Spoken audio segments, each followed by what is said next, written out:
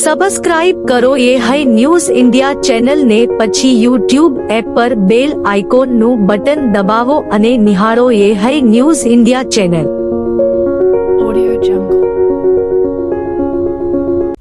બનાસકાંઠા જિલ્લાના થરાદ તાલુકાના જમણા ગામમાં 2010-11માં બનેલી ઈઢટા ડિસ્ટ્રીબ્યુટર કેનાલની જમણા માઇનોર એક કેનાલની સ્થિતિ આજે દયનીય બની ગઈ છે.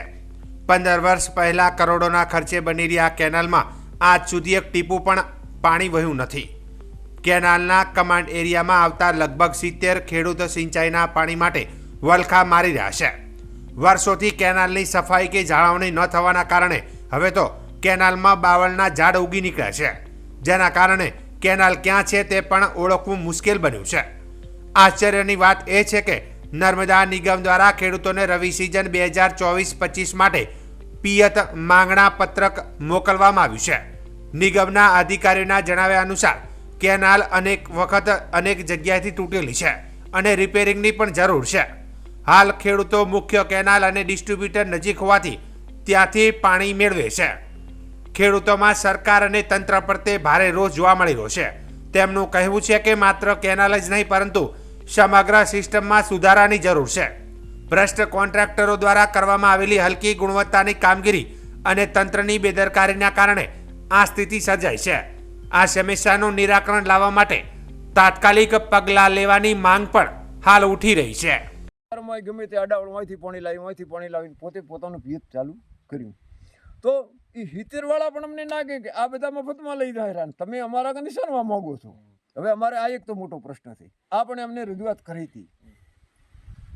તો અમે બધાએ ખેડૂતોને મારી તો એક બીજી વિનંતી આ માધ્યમ દ્વારા છે કે જો ઊંચા વિસ્તારો છે એ ભૂગર્ભમાં પાઇપલાઇન થઈને એક ચક બનાવે કે જે કૂવો બનાવે 5-10 ખેડૂતોના વચ્ચે, અને અહીંયા ઊંડું પાણી અહીંયા મશીન લઈને પણ પાણી મૂકી દે, ઊંચાણવાળા ખેડૂતો પણ પાણી પાઈ શકે ખેત જમીન. આવું કરવા સારું અમે ઘણી વખત રજૂઆતે કરી છે. આજ પણ તમે અહીંયા વિચારો તો મારો જવાબ મેં આ દેશે છે, અમારા પાસે કોઈ બીજો વિકલ્પ છે નહીં. કારણ કે મંડળી તો બને, મંડળીને કોઈ બીજો કોઈ લેટર અહીં નથી. અને એમને પણ એટલા સુધી કીધું છે કે આ સમજણ તમે આવી અને ગામમાં આવી અને ખેડૂતોની જોડી અમારા હાથે રહી અને થોડી ચર્ચા કરો. તો એમને હા કીધેલો પણ કોઈ આવ્યું નથી. 1 વર્ષ 1.5 વર્ષ થઈ ગયું અત્યાર સુધી. ઓકે. બનાસકાંઠા જિલ્લામાંથી ડીસા, સિહોરી, થરા, રાધનપુર પરથી પસાર થતા ધોરીમાર્ગ નેશનલ હાઈવે નંબર 27 ઉપર આવેલ કાંકરેજ તાલુકાના વેપારી મથક થરાના સર્વિસ રોડ ઉપર દબાણ કરી રહેલ લારી ગલ્લા અને ખોટા બાંધકામો દૂર કરવામાં આવી રહ્યા છે. કાંકરેજનું થરા નગર જે 50 ગામોની સાથે જોડાયેલું શહેર છે, જ્યાં નેશનલ હાઈવે પસાર થાય છે, જેના સર્વિસ રોડ પર આડેધડ દબાણ કરી દીધા છે. આજે 13 જાન્યુઆરીની વહેલી સવારથી જ નેશનલ હાઈવે ઓથોરિટી, જિલ્લા વહીવટી તંત્ર અને નગરપાલિકાના સંયુક્ત ઉપક્રમે દબાણો દૂર કરવાની કામગીરી હાથ ધરાઈ હતી. દબાણ કરી બેઠેલા વેપારીઓને નોટિસ આપી દબાણ હટાવી લેવાની જાણ કરાઈ હતી. નોટિસ બાદ પણ દબાણ ન હટાવતા દબાણ દૂર કરવા માટે વહીવટી તંત્રની ટીમ અને થરા, દિયોદર અને ભીલડી પોલીસનો કાફલો સાથે રાખી જેસીબી મશીન અને ક્રેન લઈને દબાણ દૂર કરવા પહોંચ્યા હતા. ઉત્તરાયણ પર્વના એક દિવસ અગાઉ દબાણ દૂર કરી લેવાતા થરા જાણે ખેદાન મેદાન થઈ ગયું હોય તેવી સ્થિતિ સર્જાઈ હતી. કારણ કે ઉત્તરાયણ પર્વને લઈને પતંગ રસિયાઓ પતંગ દોરાઓની ખરીદી કરવા માટે ઉમટી પડ્યા હતા. આજના તહેવારના દિવસે દબાણ હટાવતા બજારમાં ટ્રાફિક જામની સ્થિતિ સર્જાઈ હતી. આજના દિવસની મોડી સાંજ સુધી દબાણ દૂર કરવાની કામગીરી ચાલી રહી છે.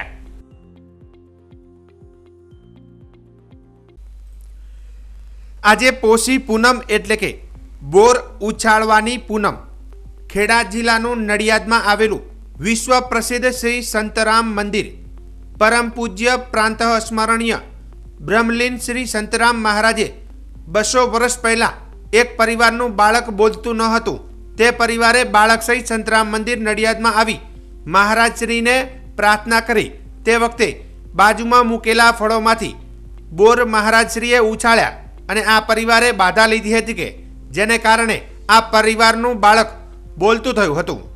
ત્યારથી જ પ્રતિવર્ષ પોષી પૂનમ બોર ઉછાળવાની પૂનમે નડિયાદ શ્રી સંતરામ મંદિર ખાતે સવારથી જ બૃહદ ખેડા જિલ્લો રાજ્ય બહારથી બાધા લેવા અને જેમની બાધા પૂર્ણ થઈ છે તે પરિવારો પોતાના બાળક સાથે શ્રી સંતરામ મંદિર નડિયાદ આવે છે. બોર ઉછાળી બાધા પૂર્ણ કરે છે. ત્યારબાદ પ્રાંત સ્મરણીય શ્રી સંતરામ મહારાજની દિવ્ય અખંડ જ્યોત અને સમાધિના દર્શન કરી મહંત પૂજ્ય રામદાસજી મહારાજના આશીર્વાદ મેળવી ધન્યતા અનુભવે છે.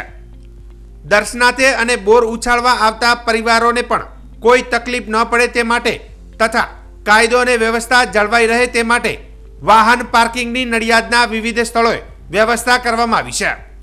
હજારો મણ બોરની ઉછામણી માટે સંતરામ મંદિરની બહાર અનેક લારીઓવાળા બોર લઈને વેચાણ માટે બેઠા છે. અત્યાર સુધીમાં લાખો શ્રદ્ધાળુઓ શ્રી સંતરામ બાપાને મસ્તક ઝુકાવી ચૂક્યા છે. સમગ્ર રાજ્યમાં શ્રી સંતરામ મંદિર નડિયાદ ખાતે પોષી પૂનમે લાખો ભક્તો આવે છે. હું પંકજ કુમાર પટેલ ગોધરાથી આવું છું અને અમારા બે બાળકો લગભગ 4 વર્ષના થયા તો બી બોલતા નતા અને અહીંયાથી માનતા રાખવાથી બોર ઉછાળવાની પોષી પૂનમ ત્યાર પછી બોલતા થાય એટલે અમે બોર ઉછાળવા આવ્યા. ક્યાં આગળ આવ્યો હતો? શું મહત્વ હતું?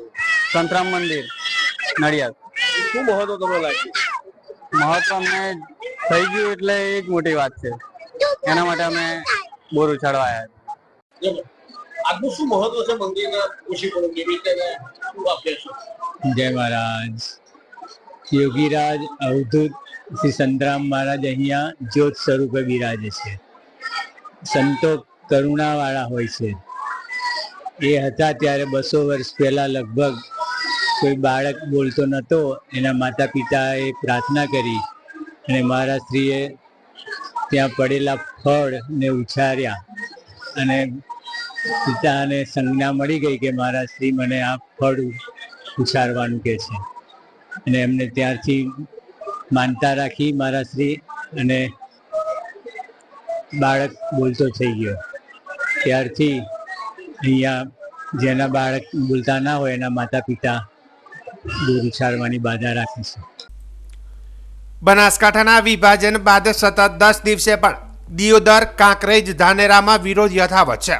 જેમાં દિયોદર ખાતે પણ ઓગળ જિલ્લા સંકલન સમિતિ દ્વારા ઓગળ જિલ્લાની માંગને લઈને છેલ્લા 7 દિવસથી સ્થાનિકો, રાજકીય આગેવાનો ધરડામાં જોડાઈ વિરોધ નોંધાવી રહ્યા છે.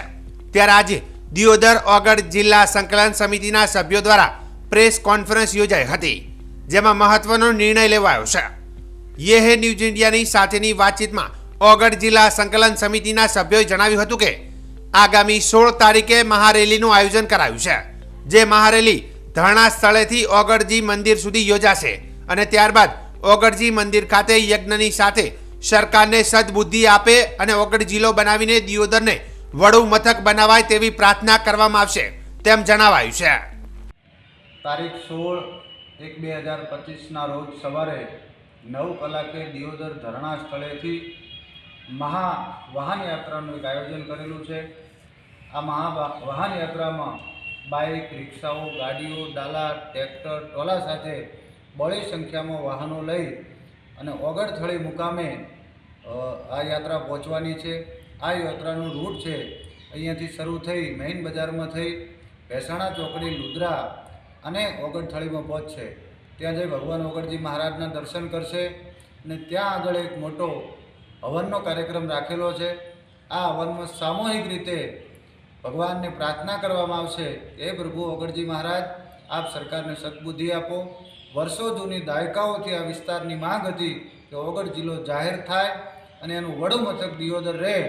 આ અમારી વર્ષોથી માંગ છે. છેલ્લા 10થી વધારે દિવસથી જ્યારે અમારા ધરણા ચાલી રહ્યા છે ત્યારે સરકાર તરફથી હજી સુધી કોઈ અમને આશ્વાસન મળ્યું નથી. ત્યારે અમારે ભગવાન ઓગળજી મહારાજને જઈને પ્રાર્થના કરવાની છે કે ઓગળજી મહારાજ સરકારશ્રીને ઉજવાડે કે આ જે લોકોની માંગ છે, લોકોની સુખાકારી માટે ખરેખર આ જિલ્લો આપવો પડે એમ છે તો સરકાર અમારી માંગનો સ્વીકાર કરે. ત્યાં આગળ ભોજન પ્રસાદનો પણ કાર્યક્રમ રાખવામાં આવ્યો છે. બહોળી સંખ્યામાં લોકો ઉપસ્થિત રહેવાના છે. ત્યારે મીડિયાના માધ્યમથી દિયોદર તાલુકો અને આજુબાજુના તાલુકાની તમામ ભાઈ બહેનોને ઓગળ જિલ્લા સંકલન સમિતિ વતી આપ સૌને જાહેર આમંત્રણ પાઠવવામાં આવે છે કે આપ સૌ 16 તારીખે સવારે 9 કલાકે રેસ્ટ હાઉસ પાસે ધરણા મથકેથી પોતપોતાના સાધન લઈ બહોળી સંખ્યામાં લોકો આવે અને જોડાય અને જિલ્લાની માંગ છે એને એ સંતોષાય એવી ઓગળ જિલ્લા અનુસંધાને બનાસકાંઠા જિલ્લા ઓગળ સમિતિ દ્વારા તારીખ 16/1/2025ના રોજ ઓગળજી મુકામે દિયોદરથી એક મહારેલીનો કાર્યક્રમ રાખવામાં આવ્યો છે. સમગ્ર દિયોદર તાલુકા અને આજુબાજુના ધર્મપ્રેમી લોકો ત્યાં આવવાના છે અને ત્યાં એક સુંદર હવનનો પણ કાર્યક્રમ કરવામાં આવ્યો છે અને લોકો સાથેની એક સુંદર મિટિંગનું પણ આયોજન કરવામાં આવ્યું છે અને ભોજનનો પ્રસાદનો પણ વ્યવસ્થા કરવામાં આવી છે.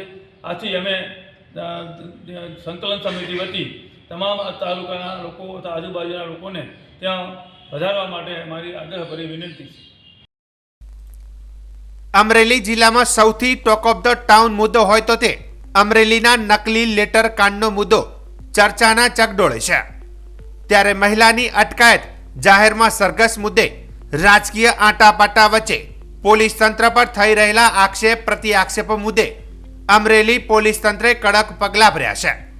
અમરેલી એસપી સંજય ખરાતે ગત રાત્રે 3 પોલીસકર્મીને સસ્પેન્ડ કરી દીધા હતા, જેમાં કિશન આસોદરિયા, વરજાંગભાઈ મુળિયાસિયા અને મહિલા પોલીસકર્મી હિના મેવાડાને સસ્પેન્ડ કરી દીધા હતા. અમરેલી એસપી સંજય ખરાતે 3 પોલીસકર્મી સસ્પેન્ડ કર્યાની પુષ્ટિ આપી હતી. ગત રાત્રે 10:30 સસ્પેન્ડ કર્યાની પુષ્ટિ અમરેલી એસપી સંજય ખરાટે આપી હતી. હાલ તપાસની કામગીરી ચાલુ હોવાથી મીડિયા સમક્ષ વધુ માહિતી અમરેલી એસપી સંજય ખરાતે આપી ન હતી, પણ રાજ્ય પોલીસ વડા દ્વારા આજે સમગ્ર નકલી લેટર કાંડ મુદ્દે કાર્યદક્ષ આઈપીએસ નિર્લિપ્ત રાયને તપાસ સોંપવામાં આવી છે. ત્યારે દૂધનું દૂધ અને પાણીનું પાણી થઈ જશે.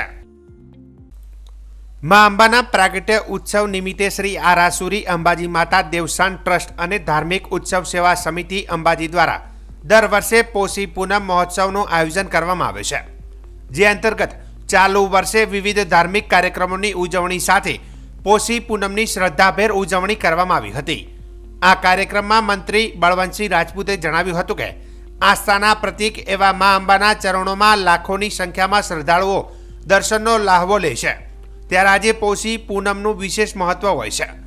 દુષ્કાળના સમયમાં મા અંબાના શાકભરીના સ્વરૂપે પ્રગટ થયા હતા.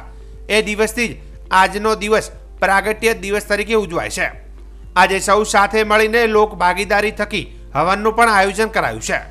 વિશ્વ કલ્યાણ માટે મા અંબાના તમામ લોકોને શુભકામનાઓ પૂર્ણ કરે તેમજ પ્રાર્થના થકી મંત્રીશ્રીએ વધુમાં જણાવ્યું હતું કે જે અંતર્ગત અંબાજી મંદિરના ચાચર ચોકમાં મહાશક્તિ યજ્ઞ કરવામાં આવ્યો હતો.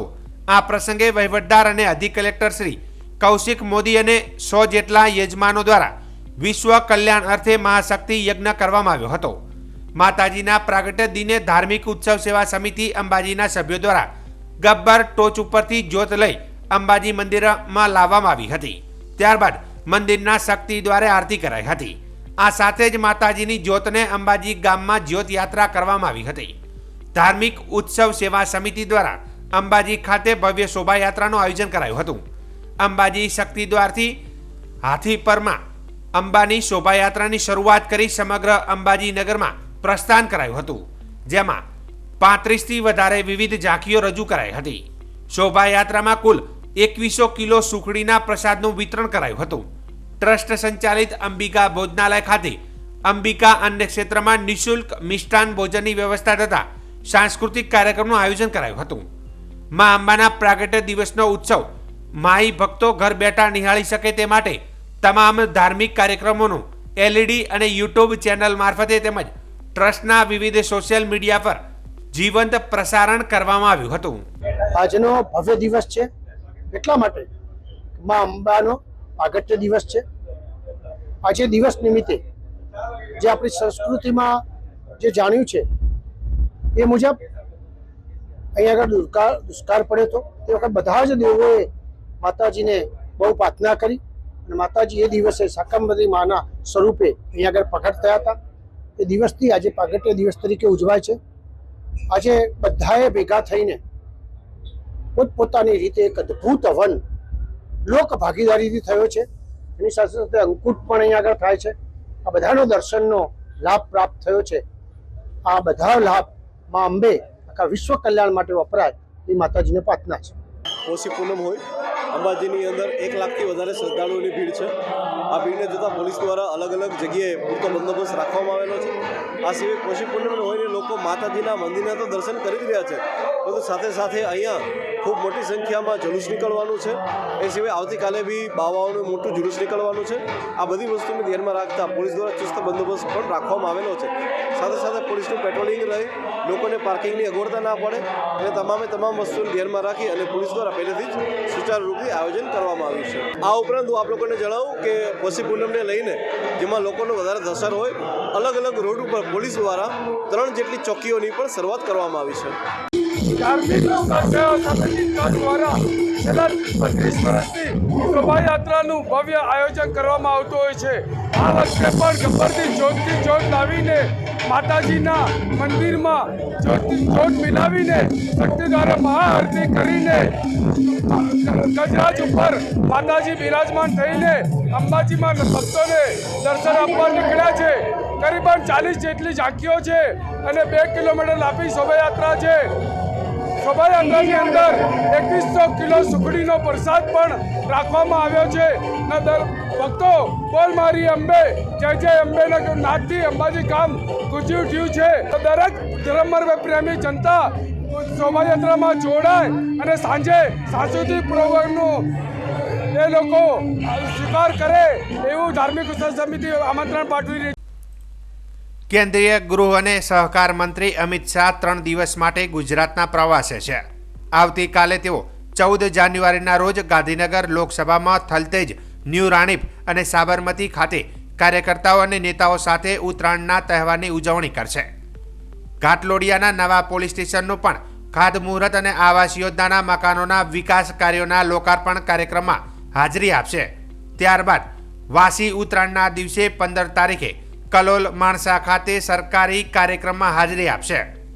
16 તારીખે વડગામમાં PM મોદી જે સ્કૂલમાં અભ્યાસ કર્યો હતો તે સ્કૂલમાં પ્રેરણા સંકુલનું ઉદ્ઘાટન કરશે.